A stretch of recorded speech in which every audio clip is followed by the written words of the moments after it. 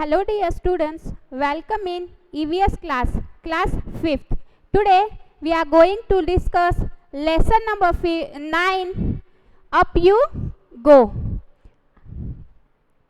5th standard का हम 9th lesson up you go देखने वाले हैं। ये लेसन माउंटेनियरिंग कैंप के बारे में है,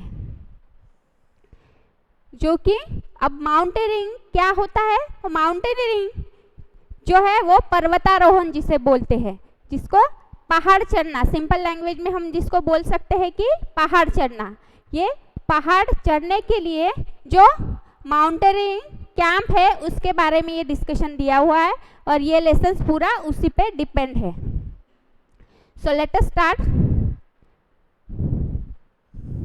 माउंटेनियरिंग कैंप 2 फरवरी 1984 को ये जो लेसन का जो पार्ट दिया है, ये कैंप का वो डेट है। Okay, Nehru institute of mountaineering Uttarkashi.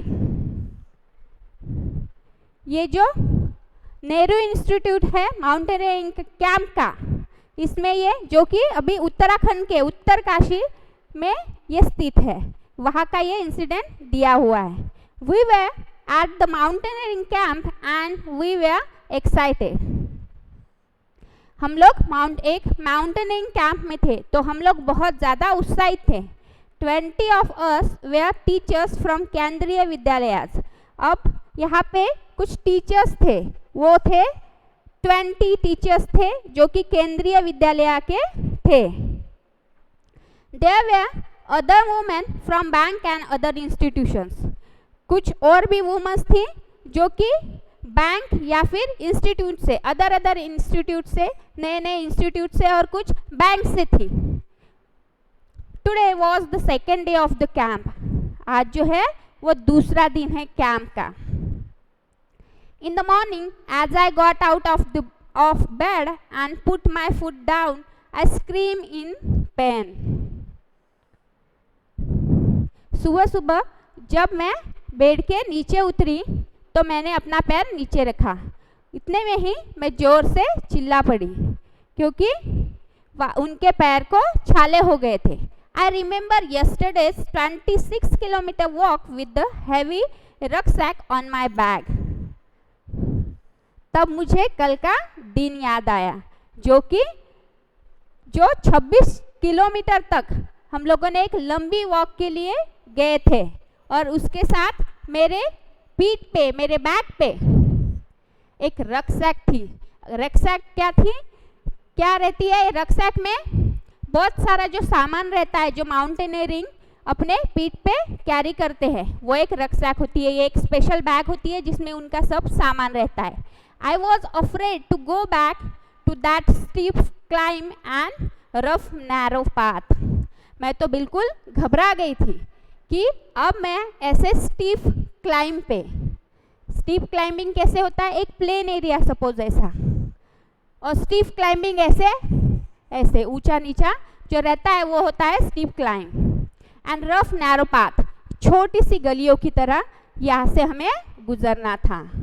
Okay, तो ये जो मैडम थी वो डर गई थी।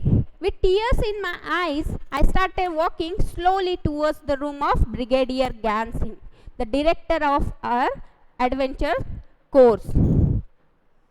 मैं धीरे धीरे आंखों में पानी लेते हुए ब्रिगेडियर ज्ञान सिंह, जो कि हमारे एडवेंचर कोर्स के डायरेक्टर थे, उनके रूम की तरफ जा रही थी। I was thinking of what I would say to excuse myself from that day's trek. Suddenly I heard his deep voice from behind.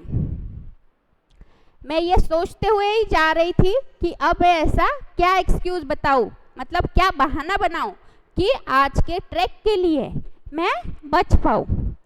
उतने में ही सडनली क्या हुआ, उन्होंने पीछे से एक गहरी आवाज सुनी, उनके पीछे से। Madam, what are you doing here at breakfast time? Madam, आप ब्रेकफास्ट के टाइम पे यहाँ पे क्या कर रही हैं? अभी तो नाश्ते का टाइम है, आप यहाँ पे क्या कर रही है? Hurry up, otherwise you will have to track on an empty stomach. जल्दी करिए, नहीं तो अदरवाइज, नहीं तो आपको खाली पेट ही ट्रैकिंग के लिए जाना पड़ेगा एम्प्टी स्टमक के साथ। ओके, खाली पेट ही आपको जाना पड़ेगा। सर आई कुड नॉट से एनी मोर। तो वो सर बोली और आगे कुछ बोल ही नहीं पाए। You have came to tell me that you have blisters on your feet, that you cannot walk, isn't it. तो उनका जो कहना था कि वो कह रहे थे कि क्या आप ये बताने आए हो कि आपके पैरों में छाले पड़ गए हैं और आप बिल्कुल भी नहीं चल पाएंगे? यस सर, मैडम ने कहा yes sir, that is nothing new, now get ready quickly. तभी सर ने कहा कि ऐसा कुछ यहाँ पे नया नहीं है ये, तो आप जल्दी से तैयार हो जाइए। I hung my head and rush back to get ready. I had just turn when I heard his voice again. Listen madam, मैं अपना मुंह लटका के ऐसे ही जल्दी में पीछे मुड़ी ही थी। तभी उन्होंने फिर से एक आवाज़ दी, मैडम को एक आवाज़ सुनाई दी। लिसन मैडम, सुनिए madam, you will lead group number 7। आप क्या करने हैं? तो वो ब्रिगेडियर सर ने कहा कि मैडम आप ग्रुप नंबर 7 के जो है वो लीडर है, आप लीड करने वाले हैं वो उस ग्रुप को। You will have to help any member who has difficulty climbing the mountain.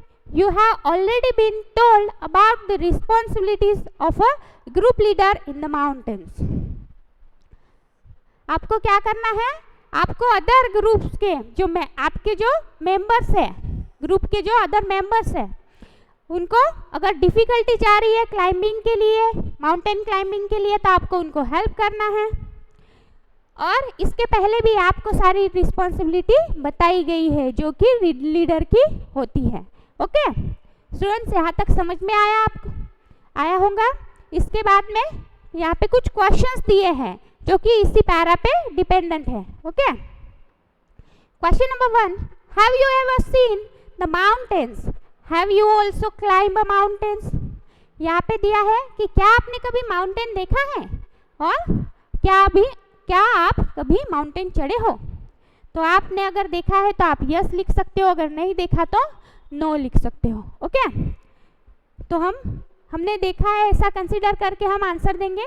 Yes, last summer we went to Shimla where we not only saw mountains but also climb up. यहाँ पे शिमला का example दिया हुआ है। हम यहाँ पे शिमला का एग्जाम्पल भी दे सकते हैं कि शिमला पे हमने बहुत सारे माउंटेन्स देखे और ना कि सिर्फ देखे हैं, मैंने वहाँ पे चढ़ा भी है। ओके, अगर आपने नहीं देखा तो आप नो भी ये आंसर लिख सकते हो। How far have you walk at one time, how far can you walk. आप कितनी किलोमीटर, कितना दूर तक चल सकते हो और क्या आप कितना दूर किलोमीटर तक चले हो। तो answer is I walk about 7 to 8 kilometers at one time, and I think I can walk as far as up to 12 kilometers at a time. और मैंने 7 से 8 किलोमीटर चल सकते हैं, लेकिन मैंने तो 15 किलोमीटर तक चला है at a time. Okay, next question is what do you think about the paths on the mountains? Draw a picture. आपने जो माउंटेन के रास्ते होते हैं उसके बारे में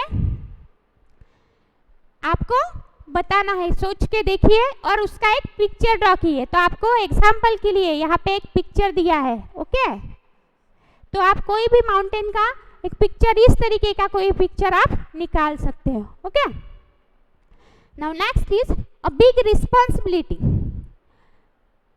बहुत बड़ी जिम्मेदारी। I started thinking about what a leader must do. अब मैं सोचने लगी थी कि लीडर क्या कर सकता है। First one is help others in carrying there bags. पहला क्या है कि दूसरों को मदद करना उनके बैग उठाने में। Let the group go ahead and keep to the last. आपको आपके ग्रुप को आगे जाने देना है और उनके सबसे पीछे आपको रहना है। Help those who cannot climb properly, और ऐसे लोगों को आपको हेल्प करना है जो बिल्कुल अच्छे से क्लाइंब नहीं कर पा रहे हैं, तो उनको भी आपको हेल्प करना है। Find a good place to stop and rest, आपको अच्छी जगह भी ढूंढनी है जहाँ पे आप स्टॉप कर ले सकते हो और आराम कर सकते हो। Look after those who are not well, आपको जिनकी तबीयत खराब है उनकी तरफ भी ध्यान देना है। Look after those, okay. Arrange for food the group, यहाँ पे आपको क्या करना है, जो आपका ग्रुप दिया हुआ है उनके लिए आपको क्या करना है, खाना भी ढूंढना है, उसकी भी अरेंजमेंट करनी है। The most important thing is to be ready to be punish even when someone else may have made a mistake. और सबसे बड़ी जो है वो होती है कि आपने अगर कोई भी गलती ना की हो तो भी आप पनिशमेंट के लिए हमेशा रेडी होने चाहिए। I realize that there was a special kind of discipline here, तभी मैंने थोड़ा सा रियलाइज किया कि यहाँ पे तो एक स्पेशल काइंड ऑफ डिसिप्लिन चाहिए और ये इसकी यहाँ पे बहुत ज़्यादा ज़रूरत होनी। I wonder whether the camp will still be fun, फिर भी मैंने सोचा कि यहाँ पे तो बहुत मज़ा भी आएगा इसके साथ साथ। Okay, next is group number 7।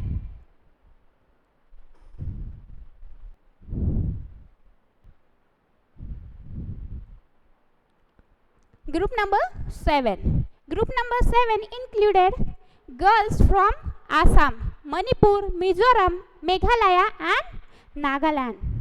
जो ग्रुप नंबर 7 था वहाँ पे जो अदर गर्ल्स थी वो मणिपुर, आसाम, मिजोरम और मेघालय, नागालैंड इन जगह से आई हुई थी। I was the only teacher from केंद्रीय विद्यालय in this group, और मैं ही सिर्फ एक टीचर थी जो कि केंद्रीय विद्यालय के ग्रुप से थी।